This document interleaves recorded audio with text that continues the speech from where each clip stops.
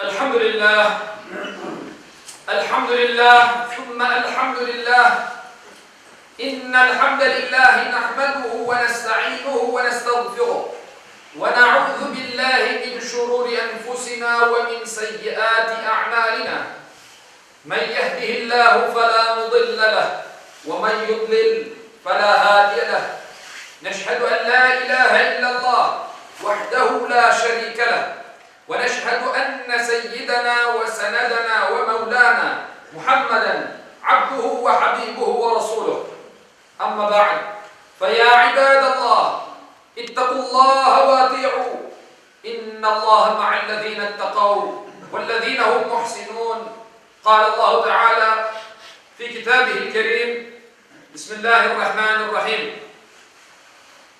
ولا تنسوا الحسنة ولا السيئة ادفع بالتي هي أحسن فإذا الذي بينك وبينه دعوة كأنه ولي حميد صدق الله العظيم.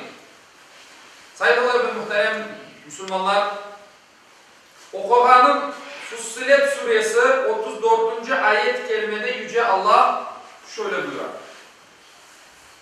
Eğilikle yani yaxşılıkla yaramaylık bir olmaz. Sen yaramaylıkka güzellikle, yaxşılıkla karşılık ver.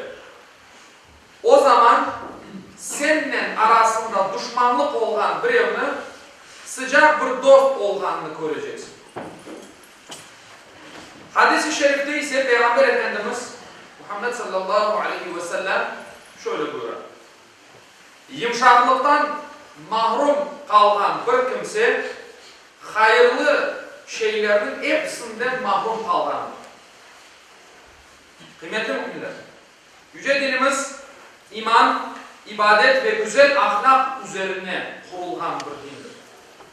İnsanın Allah katında kıymet kazanmasına ve cemiyet içinde sevilip sayılmasına vesile olan ahlaki vasıflardan biri de yumuşaklıktır.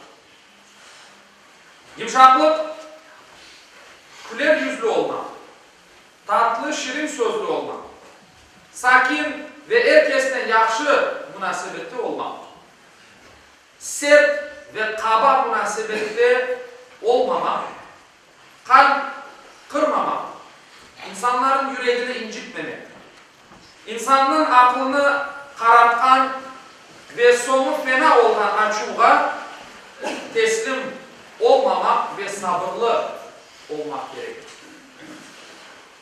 Saygılı Müslümanlar, Rabbimiz her işte yumuşaklık ile davranmamızı bizge anlatar.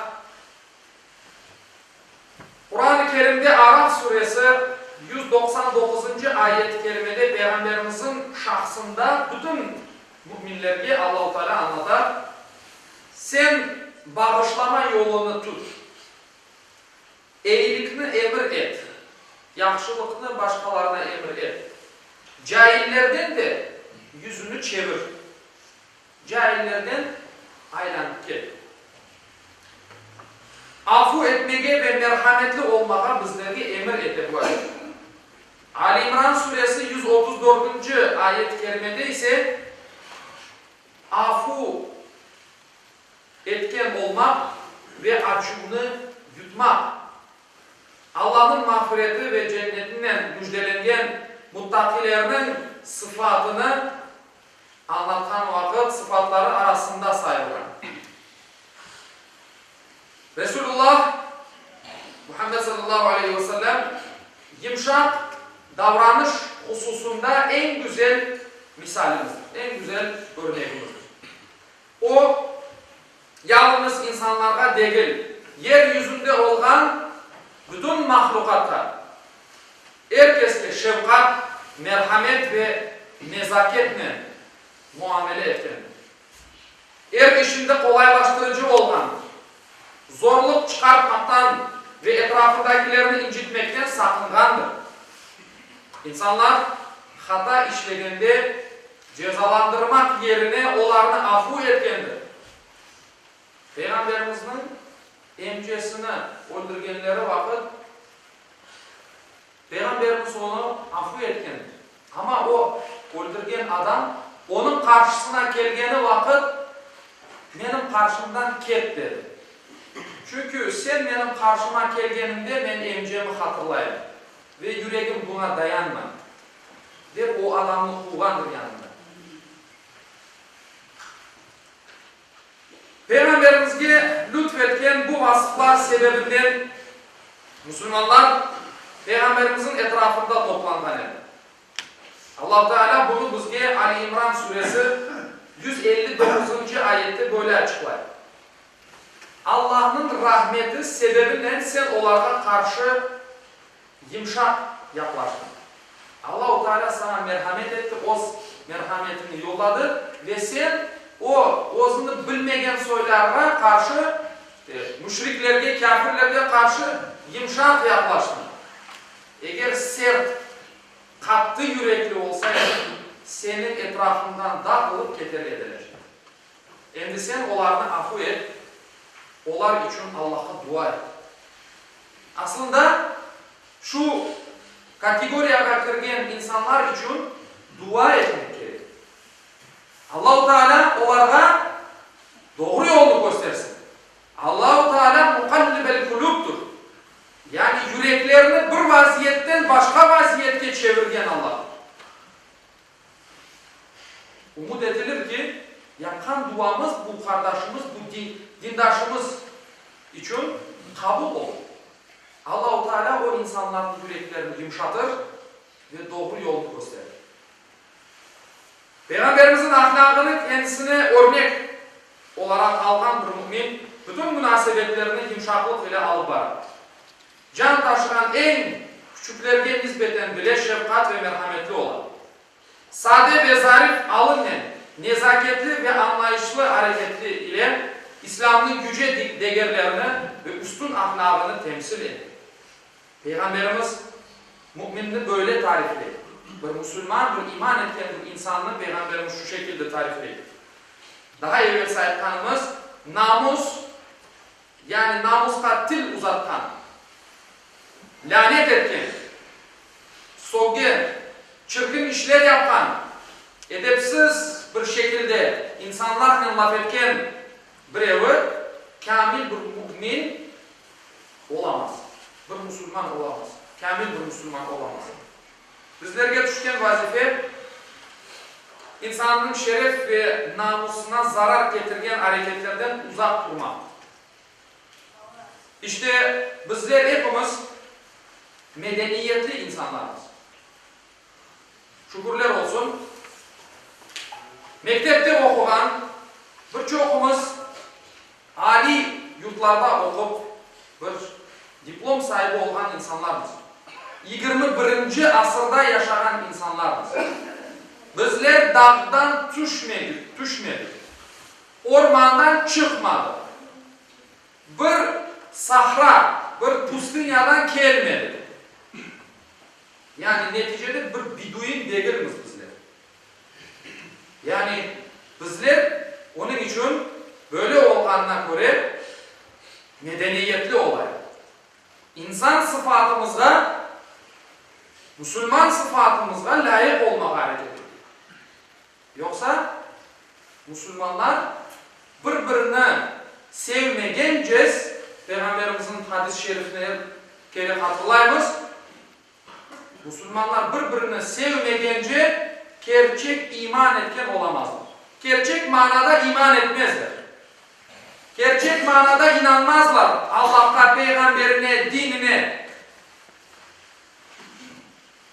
Onun için Allah-u Teala bizlerin medeniyette eylesin. Ama bu medeniyetli olmanın yolu da bizim elimizde. Bizler medeniyetli olacağımız ki Allah-u Teala da o merhametini, o peygamberine yollağanı gibi bizim üzerimizge de yollayacak. Allah-u Teala kendine layık kul, peygamberine layık ümmet eylesin inşallah. Ve ahiru davana elhamdülillahi rabbil alemin. Fela inne ahsanel kelam ve ablagan nizam kelamullahi melikul azizil allam kema kâle Allahu tebareke ve teâlâ fil kelam ve izâ kuli'al Kur'an fastemi'û leh ve ansitû le'allekum turhamun. Bismillahirrahmanirrahim. İnned dîne indallâhil İslam. Sadakallâhu aleyh.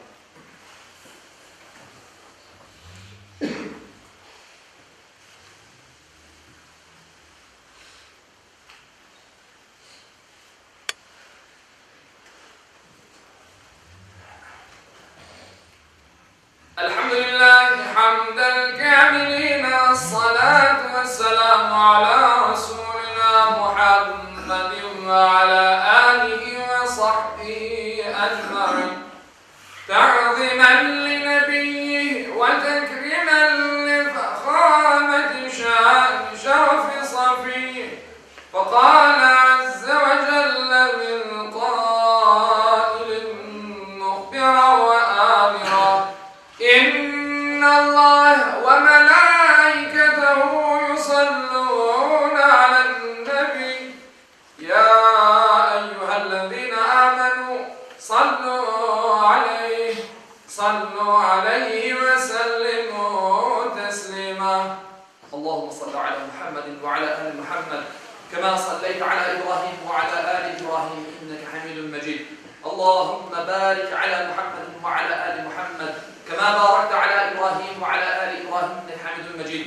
اللهم وارض عن الأربعة الخلفاء سيدنا أبي بكر وعمر وعثمان وعلي ذوي الصدق والوفاء، وعن الأنصار والمهاجرين والتابعين إلى يوم الجزاء، وعن كافة المؤمنين والمؤمنات والمسلمين والمسلمات الأحياء منهم والأموات بفضلك ورحمتك إنك سميع قريب مجيب الدعوات برحمتك يا رب.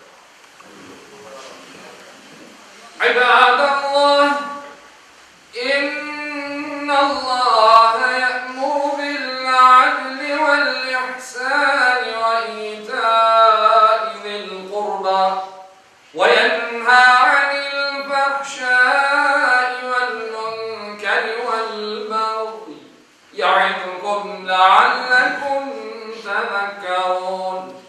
صدق الله العظيم.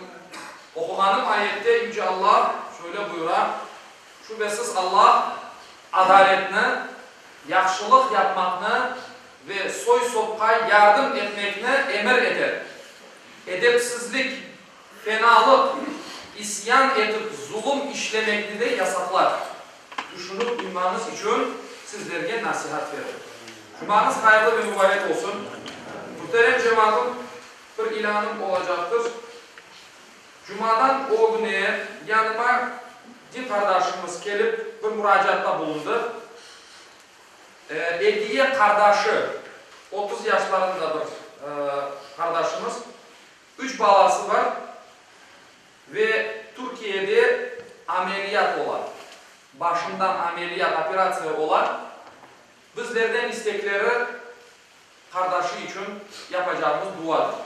Cemaat duasını istediler. Bizler de inşallah duamızı etkenimizde Ediye kardeşimizle unutmayın. Saat 10'da ameliyatı başladı. 5 saat devamında devam edecek iken Allah-u Teala sağ selamet çıkıp öz evlatlarına kavuşmaya kısmet etsin inşallah.